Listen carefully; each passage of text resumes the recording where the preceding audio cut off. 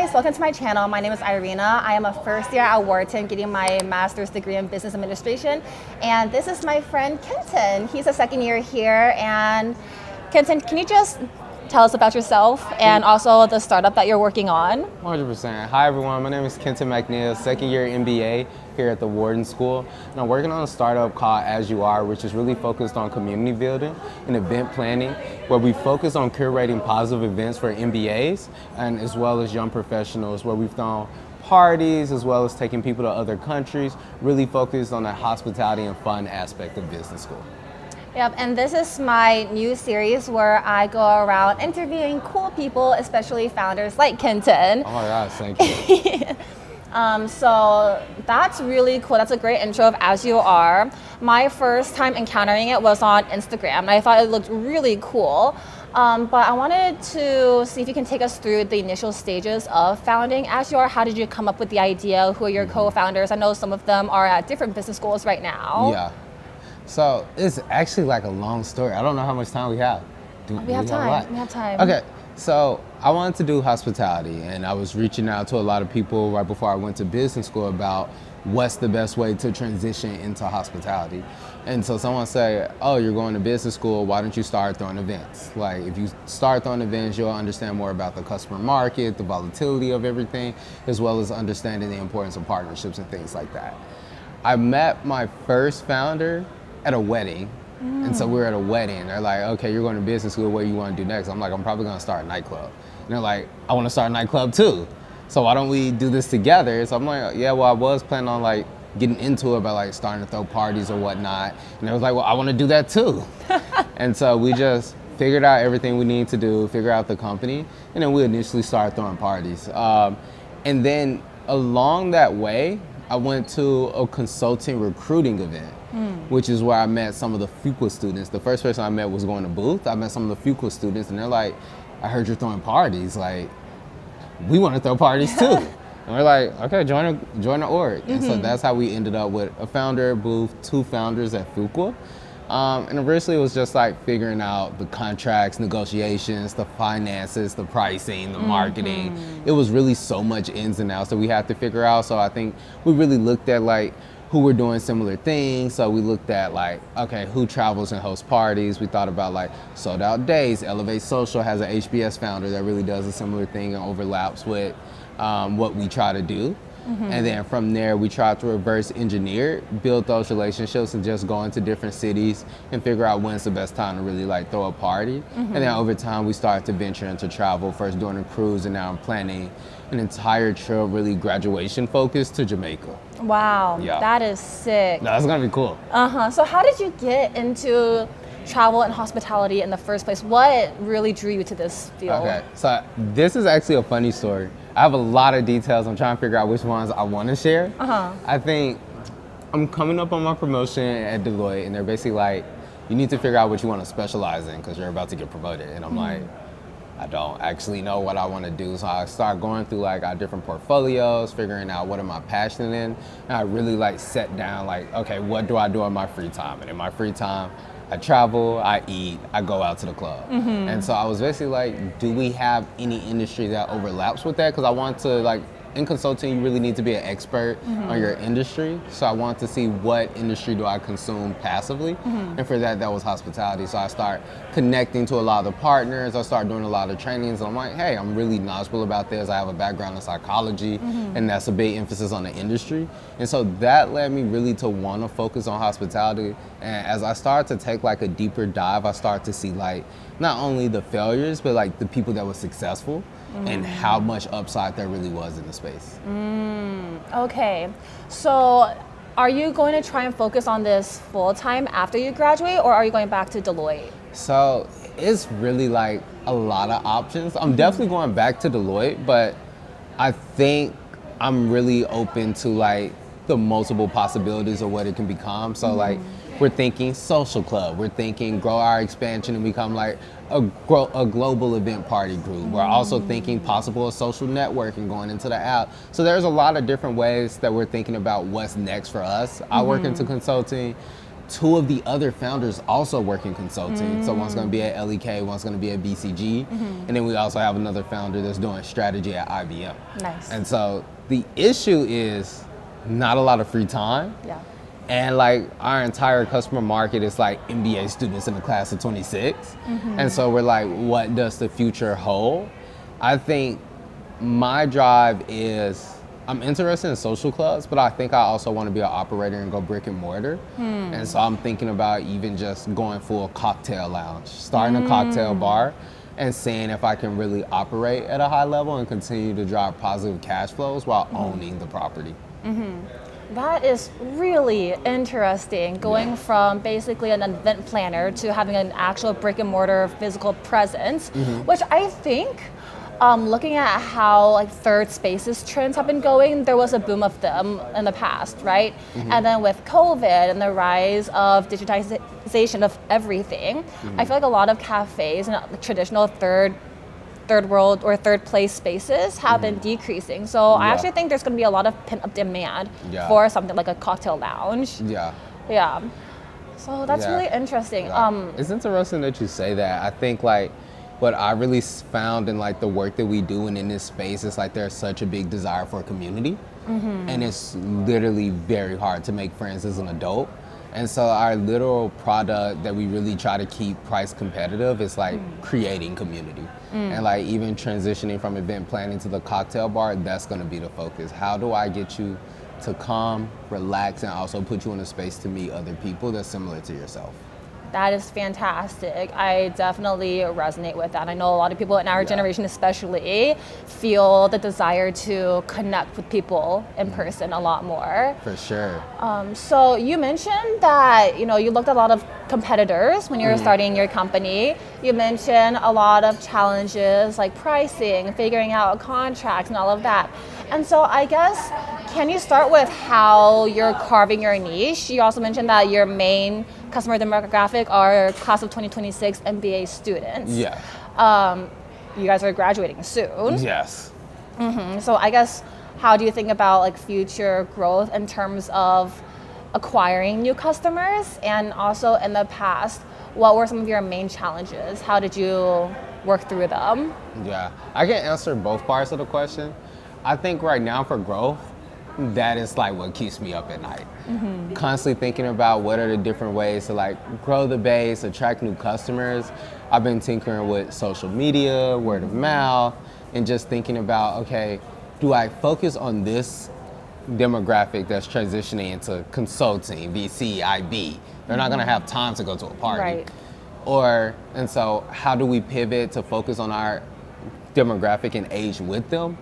Or do we try to go in and change who our demographic is and continue to attract a younger crowd? And I think we've really been working hard to think about what does the next phase of our business look like.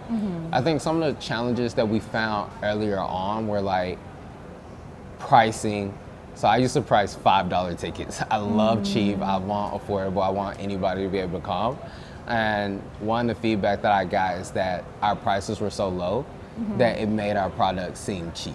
And so people would like buy a ticket and not come because they didn't feel like it wasn't a big commitment. So then we started to increase the price, and then we got up to $30 per event, which ended up being too expensive for a lot of our consumers. They're like, I just don't feel like I'm getting a lot of value. And so we really start to benchmark ourselves against some of the competitors, but then also focus on like, what event are we providing? Because some people, if they're going to like a Sold Out Days or Elevate Social, they're going to like a major name brand, where it's like, okay, people don't know us, but they're really coming to meet our friends, and they're probably coming on their off day. So it's like, they're probably coming to us anyway. We don't have to price super expensive because we don't want anyone to say, hey, that's too much. We want somebody to say, hey, I don't have anything to do today. I want to party with them. And then I think the hardest part is like differentiation. Like essentially, what's the difference between coming to my event, going to another club, going to like hang out with another party promotion group. And so we really started to think about like different activities like seamless operation at the door, a stronger customer experience, having different events that happen during the event. So one time we gave out confetti cannons to a lot of random people. Oh, that's fun. One time we like had a costume contest where we gave away free money. We celebrate birthdays, so like anyone whose birthday, like let's having the entire event or the entire crowd of people singing happy birthday to those people that have their birthday today. And so trying to think of like new innovative experiences where if someone parties or like hangs out with us, they can say, I've never done this before. Okay, then speaking about, you know, these new innovative events or experiences, what types of events do you typically host? Yeah, so I think like for the large part, we probably go 80% nighttime. I guess you can call it a party. Yeah. Like 80% of it's party. We venture into day parties. We also ventured into travel. So we did a cruise event, and that was about, what was unique about the cruise was there were just so many more guidelines that we had to be mindful of, like, okay, what countries are we going to? Whose passports? How are we ensuring safety? How are we ensuring that people are getting a good experience? How are we creating community? And it's like not a 4-hour event, it's a full weekend of an experience. Right. And so like thinking about pricing, thinking about working with the actual cruise line versus like taking everyone's payment, managing the costs. And now when we're thinking about Jamaica, which is going to be our next travel event, we're taking all of those learnings, but focus on curating the entire experience ourselves. And so we actually partnered with a group of students from Booth as well as Michigan that already had a travel platform and leveraging like their network, their knowledge, and understanding how they're doing it. So we're really excited for Jamaica, and we think we can deliver a much bigger experience there. And so I think back to your initial point, like we mainly throw parties, but I think our focus and our product is like an experience and how do we deliver positive experiences. Okay, that makes sense.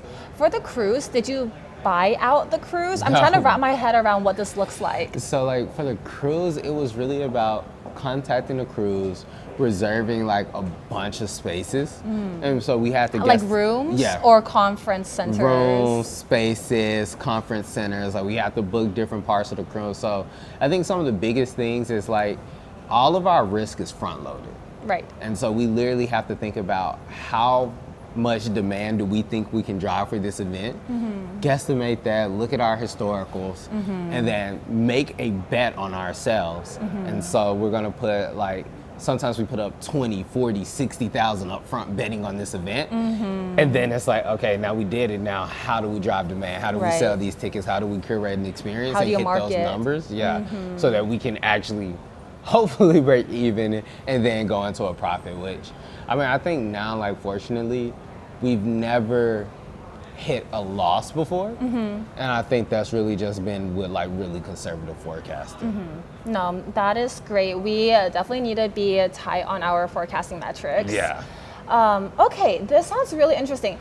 Speaking about making sure that you hit demand properly, how do you ensure that the marketing gets out? Because I took a look on your social page. First of all, it looks fantastic.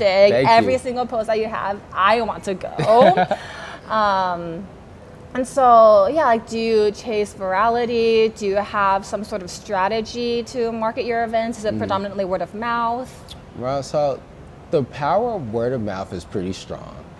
But I think I've thought about it as like embodying the experience. So I don't know if you saw like what I did for Halloween or what I did for other events, in which this is harder to grow at scale because it's like easier to focus on like individual campuses. But what I do is I go through our calendar and like what events are coming up. When is there gonna be an experience where psychologically someone's like, oh, I would love to go out tonight, but then they don't have anywhere to go. Right. When are people traveling into a space? And then I try to think of who are going to be our competitors that night. If there's no one else owning that space, owning that event, or owning that group of students, that's my green light to say we should do this. From there, I'm trying to map this out at least 2 to 3 or 4 months in advance, and then I'm already coming with my marketing campaign. So a lot of times I'm using social media, I'm using like word of mouth, but like even with like Halloween, I came to school dressed up as Spider-Man last year, used that and then waved the big sign so everyone knew, okay, this is a party I don't want to miss. Yeah. I think I also leverage like partnerships a lot. So like really focusing on the student body, I'll reach out to like other schools and I'm like, hey, we're having this event. This is who's gonna be here. We'll have discounted tickets just for your group of students. And we'll really wanna see you there. And so now it's like the med students are telling the dental students, hey, we're all gonna be here, you should come. And so then it kind of spreads. It's like, it's almost like contagious in a way. Right. In terms of if we can get enough people to commit early on and say, hey, this is where I'm gonna be, then it continues to spread without you really focusing on like marketing to each individual person. And so I really think about how can I create a moment, a movement where you really generate FOMO versus like any individual marketing, if that makes sense. So it's like you don't really post a flyer. You really focus on how can I create that psychological experience where someone feels like, if I miss this, I'm really gonna miss out on an event. Right. How do you create that initial snowball so that it keeps rolling? So it's been like different each time. Like once you find the white space and say, okay, there's no one doing this, like you think of like what tools do you have at your disposal. So you'll have like social media, you have group chats, you have word of mouth, you have paid advertising. So it's a lot of ways to think about it, but it's like, okay, what's unique to this demographic at the time? And so what you really want is an alignment of multiple different people who would want to meet each other that all have open space. So like you want to avoid exams times, you want to avoid graduation times, things of that nature. And then when everyone has like this white space of like, they're gonna wake up, it's gonna be Saturday, they're gonna wanna go out and they're not gonna know where to go. You wanna try to capture all of that attention. And then the key is you just need to hit one person. And so in any school system, group, friend group, there might be one person that says, hey guys, this is where we're going tonight. And so being able to figure out who are those people, getting them to commit gets their entire friend group to commit. You need to find that influencer of every friend group, of every school. Yeah, and it's like actually crazy. And then once you do that, you start drumming up so much noise like on social media. So like you might create a crazy flyer, get a bunch of people to repost the flyer, start like some random joke or like comedy, like this is what's happening. And like you make a joke and then other people laugh at the joke and so they repost it. It's like, it takes a lot of creativity. I cannot necessarily say like it's one way to do it, like with a viral video influencing. Just because this video went viral today doesn't mean it's gonna go viral tomorrow. But you're really more so focusing on the psychological experience less than you're focused on like what's the key recipe, because it can change at any time. And your key really is being adaptable, but being friendly, being welcoming, and being engaging. That is fascinating. As an aside, you mentioned the word contagious. Did you ever take the class Contagion? So I didn't hear great reviews. And so I didn't take the class, and I feel like I'm imagining, like there's just always the risk with like the school where it's like, okay, is this gonna be very theoretical? Is it gonna be practical? Is this gonna be more so like their perspective? Is there a right answer or not? I just didn't want to waste any of my last credits on a class that like, one, it could feel super intuitive, like, oh, this information you give me I already knew. Or two, it cannot like have like the research or information or just the experience. Or sometimes the presentation for the professor is just like not that great. Like, you can have a really great class, really great content, and the professor doesn't present it really well. You can have a really boring concept. Like I thought games theory was really boring, but the presentation from the professor, I'm like, wow, like my life has changed forever. Okay. I will let you know because I'm taking that next quarter. Game theory? Contagion. Let me know how it goes. I'll share any learnings with you. Please do. Yes. I need it. It seems like you're doing very well, but yes, anything where we can just keep sharing information, that would be great. 100%. Yeah, and speaking of, what were some of your greatest learnings from your experiences so far? I mean, I think the main thing is leading a team or being a team member is hard. And so this was the first time where I either saw I was a leader, but I was a part of the team, but like there was like some leadership. And I really had to think about like other people's perspectives and working styles, because I'm saying, hey, this is how we're gonna do it, and I'm running this way. And it's like, I think in consulting, it's like we're solving one problem and we're just trying to do the work and we're trying to go home. Versus in this business, everyone's volunteering their time. There's no guaranteed payout. Some people are super invested. Some people are like just doing this for fun. Some people are super structured and routine. Some people are more like, I feel like I'm more visionary. And it's like, we have these different ways of working, and our product is fun, community. And so it's like having to learn how to like bring more out of other people, how to learn to be respectful of other people's working styles, how to learn to make every single person feel valued, how to learn how to like manage conflict, manage differences in effort, how do you manage like payouts and things of that nature. I think that was really hard, or even just like having like strong structure. It's like one thing that you'll learn in emerging enterprises or entrepreneurship. If your team doesn't have defined roles, you can run into a lot of conflict. Yes. And so I think like I really had to learn how to, one, be like a leader and be more assertive, while also not being too aggressive and disrespectful to the point that like people either don't want to do this, or like, hey, like we were friends before this, and like maybe we're struggling to like stay friends while we work as like business partners. So I think that was really the key learning. I think the other thing is like really reputation. In hospitality, you're only as good as like the next meal that they eat, the next stay at your hotel, like the next drink that they consume. And so I think like different from financial services or healthcare, you have to constantly deliver a great product and be sensitive to everyone's experience. And so any bad vendor, any bad venue owner, any bad interaction with social media, deciding whether to refund somebody or not, making sure like you're responsive to your phone, all of that affects other people's perception of you and their willingness to attend the next event.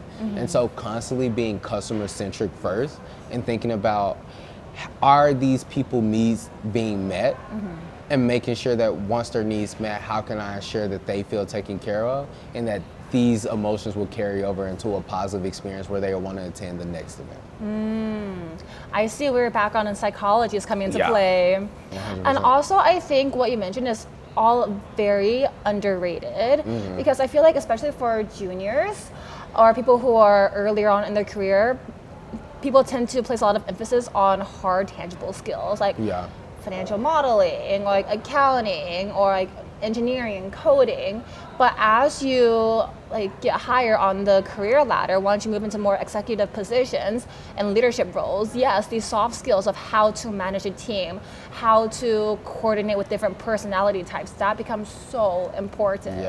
It's so interesting, because I feel like a lot of times it would be like major in finance, major in STEM, like focus on like a job that has a high financial upside. It's like we see like the humanities as a waste of time, but like my undergrad major in psychology, it's like I'm constantly leveraging it every day. And it's like, yeah, I can deliver a good product, but to scale it, I need a team.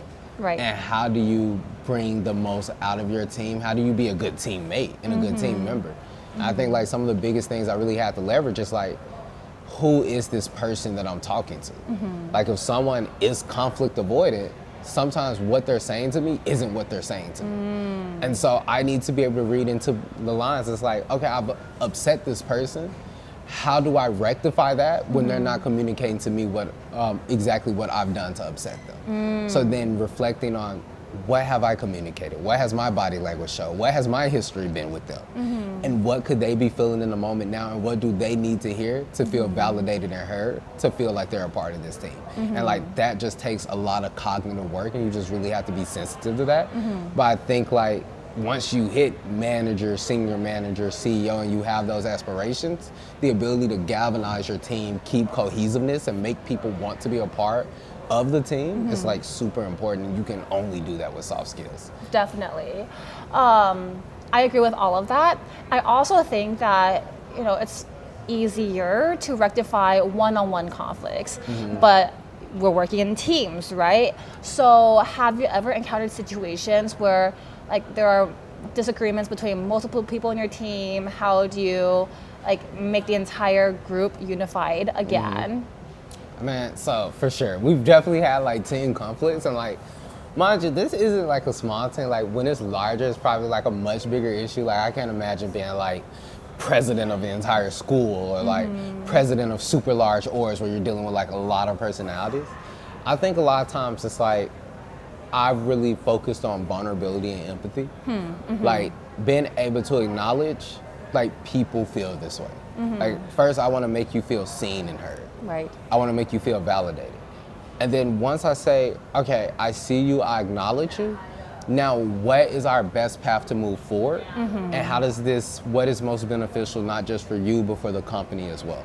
And so trying to align those two incentives, usually once you can make somebody feel seen and heard, they're more likely to drop their defenses. And then you approach the problem as how can we correct this together, not this is what you need to do. And so you really need to focus on like collectively solving the problem instead of letting conflict be a us versus you. Right. Wow. Those are some wise words I can thank implement you. in literally every aspect of your life. For sure. Yeah. I guess for the people watching, do you have a tangible way you might fall back on to, present your vulnerability to make the other people feel more comfortable in discussing with you? I mean, I think admit when you're wrong. Like being okay saying, hey, I didn't say this the best way, or I wasn't super knowledgeable when I did this, or like I made a mistake. I think definitely once you get to these spaces, like competence is so prized and valued that trying to say, hey, I actually made a mistake. And like as a leader, it can feel like I'm lowering my credibility as a leader, but trust the people that you work with and being able to acknowledge like, I don't always make the best decisions, and this probably wasn't the optimal outcome, and I didn't listen to everything that should have been said, and like we're growing together. And I think if you can acknowledge and you can admit that, it can really like humanize the experience and allow you guys to like grow closer as a team. Definitely. And if you think that you made a mistake, chances are other people think For that you sure. made a mistake, and they actually feel more relieved when you admit that. Yeah. Wow, I love this conversation. We started out with your company and what you've been doing so far into like a therapy session. Wow, 100%. Yeah. So you can always start a mindfulness branch too, I guess. Well, so I was actually supposed to get a PhD in clinical psychology, and I've like dated therapists before, and so like I even went through like a life coaching training. So it's like most of my background was in psychology. I'm just getting an MBA. I'm just here. You're combining all of it. Yeah, hopefully. I eventually like really want to be major in hospitality through entrepreneurship and like really grow a brand that's unique and separates itself. And so I think that the gap exists where it's like, how are we combining the understanding of the person with like strong business metrics? And so that's what I'm super excited about. When you mentioned the cocktail lounge part, the immediate thought that I had was, have you seen Bridgerton? I'm not. I know exactly what you're talking about. I do not watch Bridgerton. Yeah, so in one of the earlier seasons, there's a character that has a gentleman's club, which is basically like a cocktail bar. And so I had this sudden vision of that sort of environment for your business, where people come and they come to hang out with their friends, grab a drink or two, discuss business, unwind, relax. Yeah, no, that's exactly what I'm super excited for is this is gonna force me to go extremely deep into my psychology bag because the cocktail lounge is about curating an experience, like what makes you want to come. Like you can make a cocktail at home, you can get your own drinks, you can get alcohol anywhere. Why would you choose to go to this specific establishment? And it's so much about the ambiance, the color, the interior design. So it's gonna be a stretch experience, but like I'm super excited for the opportunity. I'm really excited for you too. Yes, thank you so much. No, thank you. Is there any last words of wisdom you would like to leave us with? I mean, I think like take risks, be afraid of failing. You can fall 9 times, as long as you get up 10, you're still standing. That's true. That's true. All right, thank you, Kenton. Thank you. I will leave your socials here. Okay. Where can we find you? Instagram is Kenton the Scientist. Every other social media platform is a variation of Kenton the Scientist. So if you type in Kenton the Scientist, you will find me. I will leave all of those variations in the description box down below as well, so you can just click on it and find Kenton and all of his future events really easily. Great. Thank you so much for having me. Oh, thanks for coming on the show. Anytime. Have a good day. You too. Bye.